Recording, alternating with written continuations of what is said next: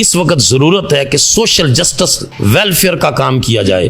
گورا بھی آئے ہمارے دسترخوان پر بیٹھ کے کھانا کھائے, اس کو پتا چلے کہ رسول اللہ کے غلام ہیں. ہماری جو جد و جہد ہے وہ یہ ہے کہ ایک اویئرنیس کریٹ کریں. سسٹم نافذ کرنا یہ حکومتوں کا کام ہے, ہم اپنے حصے کا چراغ جلا رہے ہیں.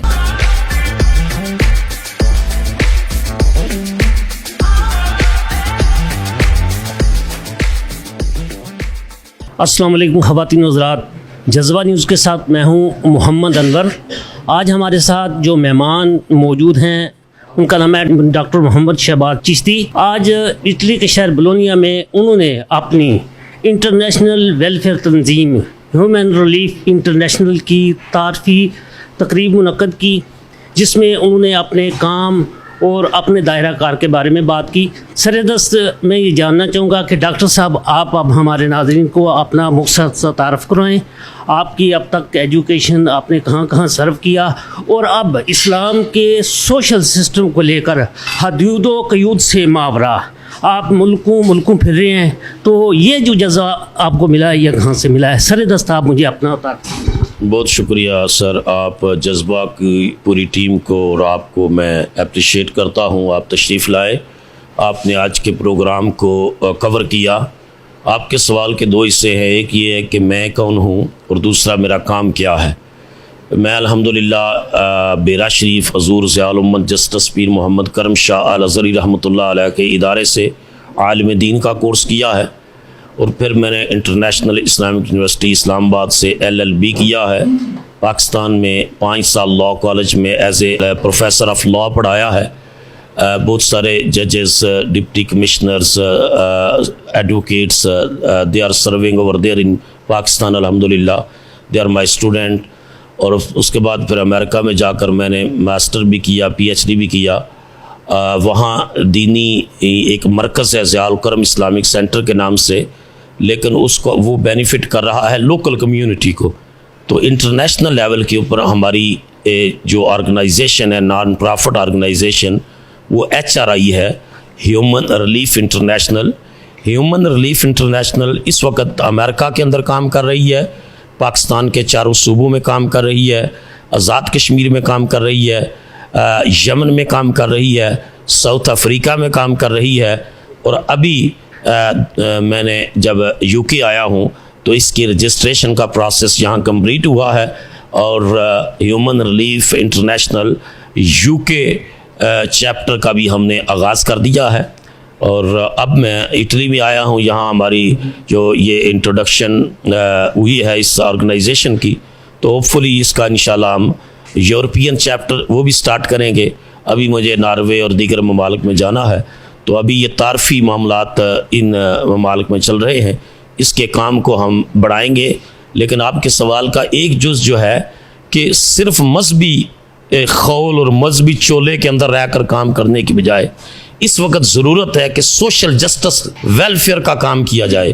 گورا بھی آئے ہمارے دسترخوان پر بیٹھ کے کھانا کھائے, اس کو پتا چلے کہ رسول اللہ کے غلام ہیں.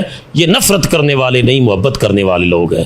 غیر مسلم بھی آئے, جو بھی شدت پسند آئے ہماری دسترخوان پر بیٹھ کر کھانا کھائے, ہم ان کو بتائیں اسلام دین رافت و رحمت ہے, اسلام دین امن ہے, اسلام انسانی حقوق کا سب سے بڑا ڈیمانسٹریٹر ہے. اسلام جو ہے وہ گناہ سے نفرت کرتا ہے, گناہ گار سے نفرت نہیں کرتا. اسلام مرض سے نفرت کرتا ہے, مریض سے نفرت نہیں کرتا. اور رسول اللہ صلی اللہ علیہ وسلم انسانی حقوق کے سب سے بڑے علمبردار ہیں. تو اس اعتبار سے ہم اس کا نام دیکھیں, ہیومن مسلم ریلیف نہیں رکھا کہ ہم صرف مسلمانوں کو ریلیف دیں گے, ہیومن ریلیف رکھا ہے کہ جہاں بھی انسانیت کے اوپر ابتلا اور آزمائش آئے گی انشاءاللہ یہ ادارہ وہاں آگے بڑھ کر سرو کرے گا. نہیں دیکھے گا کہ یہ مسلمان کو ہی سرو کر رہا ہے, یہ یہودیت اس کو نہیں کرے گا, عیسائی سکھ ہندو کو نہیں کرے گا. Regardless of colour, creed, religion, ethnicity, انشاءاللہ we will serve humanity. G doctor صاحب, ہم اسلام کا جو سوشل سسٹم ہے وہ 52 ممالک میں کسی ملک میں نہیں لے سکے. میں یہ آپ سے پوچھنا چاہوں گا کہ آپ نے یہ سوشل سسٹم جس کی بات کر رہے ہیں, یہ 16 سال یا 8 سال جتنا عرصہ آپ امریکہ میں رہے ہیں, یہ گوروں سے دیکھ کے سیکھا ہے یا اسلام کا سوشل سسٹم آپ کیا ہے؟ بہت اچھا کوشچن ہے, آپ نے بڑا بنیادی کوشچن کیا ہے. گوروں سے بالکل نہیں سیکھا, بلکہ میرا تو اپنا دل کڑتا ہے کہ میں نے کہا یہ اسکینڈینیوین کنٹریز اپنے سسٹم کو عمر سسٹم کہتے ہیں. یہ اسلام کا عطا کردہ سسٹم ہے. اسلام نے عدل کی بات کی, قرآن نے جسٹس کی بات کی, قرآن عدل کی بات کرتا ہے. رسول اللہ صلی اللہ علیہ وسلم نے ہمیشہ انصاف کا بول بالا کیا اور عدل اور انسانی حقوق کے لیے رسول اللہ صلی اللہ علیہ وسلم نے جد و جہد فرمائی. کوئی جغرافیہ نہیں بڑھانا تھا. جب سپر پاور ایران فتح ہوا تو انہوں نے پوچھا حضرت سعد بن ابی وقاص سے کہ کیوں آپ ہماری اینٹ سے اینٹ بجا دی ہے؟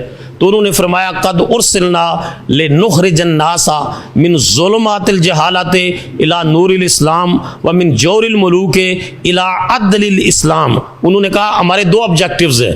ہم جغرافیہ نہیں بڑھانا چاہتے کہ اسلامی ریاست کے اب اتنی پھیل گئی ہے. ہمارے دو آبجیکٹیو ہیں, بلکہ تین آبجیکٹیو ہیں. ایک آبجیکٹیو یہ ہے کہ لوگوں کو جہالت سے نکالے اور علم دیں. دوسرا آبجیکٹیو یہ ہے کہ بادشاہوں کو لوگ سجدہ کر دیں, بادشاہوں کو سجدہ نہ کریں, اللہ کو سجدہ کر دیں. اور تیسرا الی عدل الاسلام, اسلامک سوشل جسٹس کی طرف لے کر آئیں, برابری کی سطح پر حقوق دے اور انسانیت کو کی ڈگنٹی اور عظمت کے مطابق جو ہے وہ ان کو دے. اور میں دیکھتا ہوں ان اصولوں کو اسکینڈینیوین کنٹریز نے اپنا لیا ہے.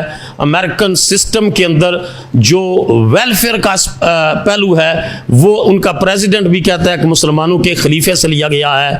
بدقسمتی ہے مسلمان ممالک کے اندر اس وقت جن لوگوں کے ہاتھ میں اقتدار ہے وہ کوالیفائڈ, دینی کوالیفائڈ لوگ نہیں ہیں, بلکہ وہ اس سسٹم کا حصہ ہے جو لارڈ میکالے کا سسٹم تھا, جس نے کہا تھا برے صغیر میں we want a generation Indian by birth and English by thought. ہم ایسی نسل تیار کریں گے پیدائشی طور پر مسلمان ہوگی, ذہنی طور پر انگریز کی غلام ہوگی. تو مسلمان ممالک میں تو وہ غلامی کی زندگی گزار رہے ہیں, لیکن اسکینڈینیوین نے اسلام کا, سیدنا فاروق اعظم کا سسٹم جو ہے ویلفیئر کا, اسکالرشپ کا, جو جاب لیس ہے اس کو وظیفہ دینے کا, جو اس کے پاس گھر کا نہیں ہے اس کو گھر کا کرائے میں اسسٹ کرنے کا, یہ سارے حضرت عمر فاروق نے پریکٹس کیے ہیں, یہ دیے ہیں دنیا کو. اور آج مغربی دنیا ان کو اپلائی کر کے ورلڈ کے اندر لیڈرشپ کا رول پلے کر رہی ہے. تو ہم چاہتے ہیں کہ ہم ان چیزوں کو, شعور کو بھی اجاگر کریں اور پریکٹیکلی اس کے لیے جد و جہد بھی کریں. اکثر سوشل سسٹم کو نافذ کرنے کے لیے, لاگو کرنے کے لیے صرف یہ جو ہمیں جاننے کی ضرورت ہے یا اس کی تربیت کی بھی ضرورت ہے؟ کیا ہمارے ہاں تربیت کا فقدان ہے اور لارڈ میکالے والے حضرت عمر کا نظام لے کر وہ اپنے ممالک میں نافذ کر رہے ہیں اور ہم امین ہونے کے باوجود نافذ کرنے میں ناکام ہیں؟ یہ ہماری لیڈرشپ کی کمزوری ہے. آپ دیکھیں نا, وہ میر تقی میر نے کہا تھا, آپ اپنے ملک کی مثال لے لیں, اس نے کہا تھا میر کیا سادہ ہیں بیمار ہوئے جس کے سبب اسی عطار کے لونڈے سے دوا لیتے ہیں, کہ جس نے اس مرض تک پہنچایا ہے ہم پھر دوبارہ انہیں کندھوں پر اٹھا لیتے ہیں. آج تک قائد اعظم کے بعد کتنے لوگ آپ کو ملیں گے جنہوں نے اس سوشل ویلفیئر کے سسٹم کو پاکستان میں نافذ کرنے کی کوشش کی ہے؟ اب ہماری جو جد و جہد ہے وہ یہ ہے کہ ایک اویئرنیس کریٹ کریں کہ مغرب کا نظام اسلام سے حذف کردہ ہے سوائے چند پہلوؤں کے. سوشل جسٹس کا, ویلفیئر کا سسٹم یہ اسلام کا عطا کردہ ہے.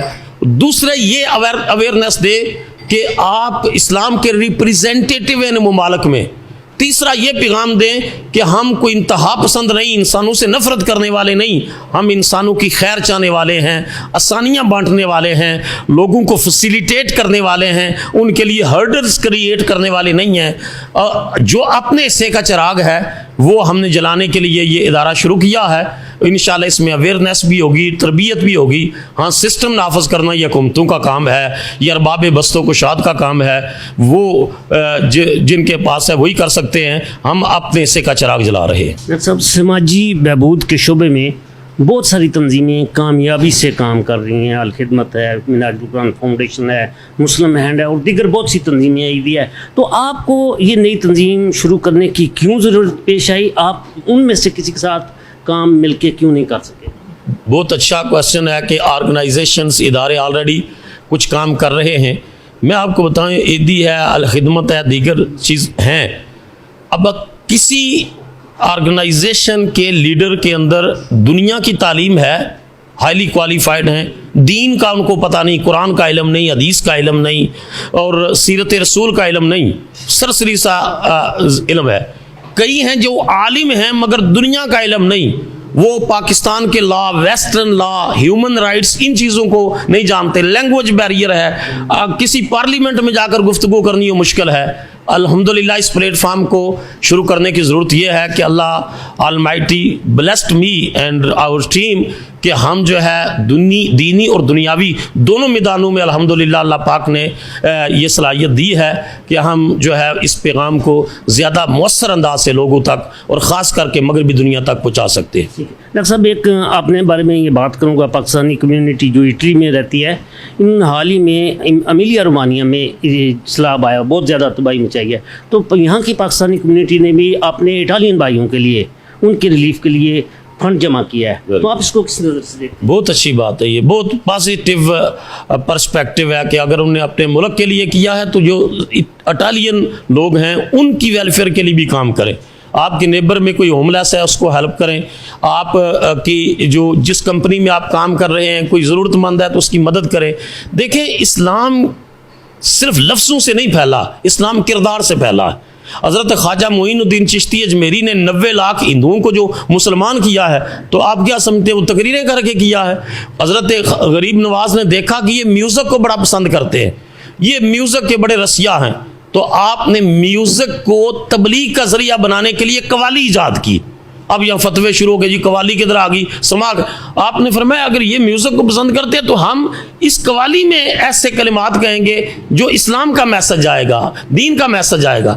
دوسرا کام یہ کیا کہ کھانا ہر انسان کی ضرورت ہے، ان کو اپنے دستر پر پکڑ پکڑ کے بٹھایا، جی اس بابے کا ڈیرا لنگر چل رہا ہے، جو بھی بیچارہ دن کو کام کرے وہاں جا کر کھانا کھا لے۔ یہ تبلیغ کا طریقہ اختیار کیا غیر مسلم ممالک میں، اور اس کے نتیجے میں 90 لاکھ لوگوں کو اسلام کی دولت سے مالا مال کیا۔ ایک ہندو سے ایک بندے نے پوچھا، اس نے کہا تم تو بڑے مسلمان ہوتے تھے، اب کیوں نہیں ہوتے؟ اس نے بڑی جو ہے وہ بات کی، اس نے کہا ہم تو آج بھی ہونے کے لیے تیار ہیں، کوئی معین الدین تو ہمیں نظر آئے نا۔ تو اٹالیا میں جو آپ ویلفیئر کا کام کرے تو that's very grateful and I appreciate that activity کہ اٹالین پیپل کے لیے بھی جو ضرورت کی چیزیں آپ پرووائڈ کریں اور ثابت کریں کہ مسلمان اور پاکستانی صرف اپنے مسلمان بھائیوں اور پاکستانی بھائیوں کے لیے نہیں، غیر مسلموں کے لیے بھی اسی طرح بینیفیشیل ہیں، نفع بخش ہیں، خیر خواہ ہیں، ان میں بھی آسانیاں تقسیم کرتے ہیں۔ بہت شکریہ خواتین حضرات، یہ تھے ڈاکٹر محمد شہباز چشتی۔ مسلمانوں میں صدقہ و خیرات کرنے کا جذبہ بہت زیادہ ہے، اور اس میں جہاں کہیں بھی کوئی آفت آ جائے، کوئی ڈیزاسٹر آ جائے تو ہم بڑھ چڑھ کر حصہ لیتے ہیں، لیکن ہمارے ہاں اس تربیت کی کمی ہے کہ اس عمل کی ضرورت ہے کہ ہم اس کی پیش بندی کرنا بھی سیکھیں۔ ہم پیش بندی تو نہیں کرتے، لیکن جب ہمارے اوپر یہ آفات آ جاتی ہیں تو پھر اس وقت ہم بڑھ چڑھ کر حصہ لیتے ہیں۔ ہمیں اس کی پیش بندی کے لیے بھی بڑھ چڑھ کر حصہ لینا چاہیے۔ محمد انور، جذبہ نیوز، بولونیا، اٹلی۔